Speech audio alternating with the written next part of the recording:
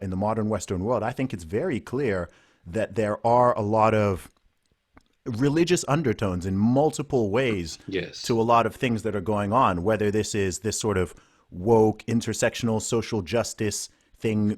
Essentially it's become Yeah. a secular religion. You're seeing what's going Sure. on with some of the BLM protests and the Hmm. chanting and the, trying to get people to it's almost this convert or die sort of mentality. Mm. It's sort of Yeah, like yeah, yeah. the worst aspects of a quite radical fundamentalist religion without the positive aspects that religion brings in terms of Well, salvation and forgiveness and yes. love your enemies, that sort of thing. Yes, It's yeah, yeah, yeah. bizarre. No, absolutely. You're right. Except it does have some of the positive. To give it credit for a second, it Mm. does have some of the positives of religion. For instance, it gives the sense of belonging. Hmm. It gives a sense of purpose, and it gives ideas like the overarching nature of justice, for Hmm. instance. I mean, I'm always very worried about this in the modern liberal era, that the presumption that things gravitate towards, for instance, freedom and liberalism as if by gravity, Yeah, they don't. And if you're not a deist, it's quite hard to see why that would be the case. Hmm. Uh, um, so yes, but this points to one of the I said it. I think I said in Strange Death of Europe, but one of the big problems of our era and the place we are in, Hmm. which is that there is this gap of meaning, unaddressed, unspoken about very often, Hmm. underneath the whole order. And I think that an awful lot of the unhappiness and um, illness, I'd even say, including mental illness of our time, uh, does have an element which is to do with this, which is Hmm.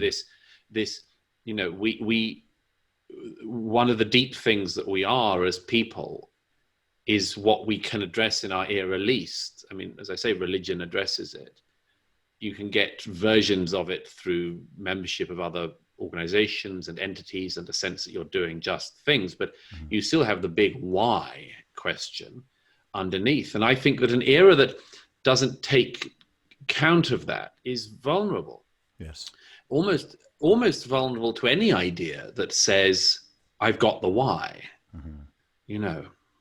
Yeah, no, I've thought for a long time. I think I've got lots of atheistic friends, and I think that a lot of atheists can be overly idealistic. I feel like they think that if Yes, this is more the anti-theist types, the ones sure. who seem to think that okay, if we can sort of root religion out of society, then Right, they have this right. utopian idea that everyone's going to be like Sam Harris, right? Yes, that's Whereas right. I believe, Yes, a point I've made to Sam's oh face. really? Yes, I've made that Okay, point to Sam's face.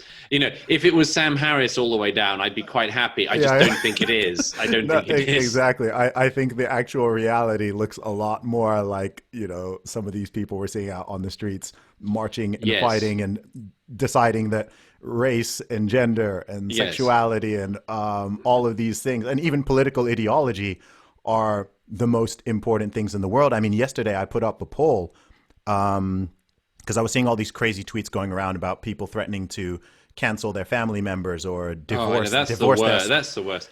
That's a cult. That's not even religion at that point. That's just a cult. Yeah, yeah, That's a I was seeing Jim that. Jones like cult. Yeah, it's disturbing. But I mean, I put up a poll and 43% of 20,000 people responded, and 43% of people said that they've lost at least one friend or family member purely because of Yeah. political disagreement. Yeah, yeah, I know. It's the saddest thing, that, isn't it, Zuby? I Yeah. mean, it's just the saddest thing because when when you look at your life, the ideas matter enormously, but the Hmm. people around you, the people who love you, is the thing that matters even more. And when people are willing to burn down the relationships around them Mm. for doctrinal reasons, you just it's very sad, and it's also scary because it shows what people are willing to sacrifice in the pursuit of what they regard as the virtuous. Yeah.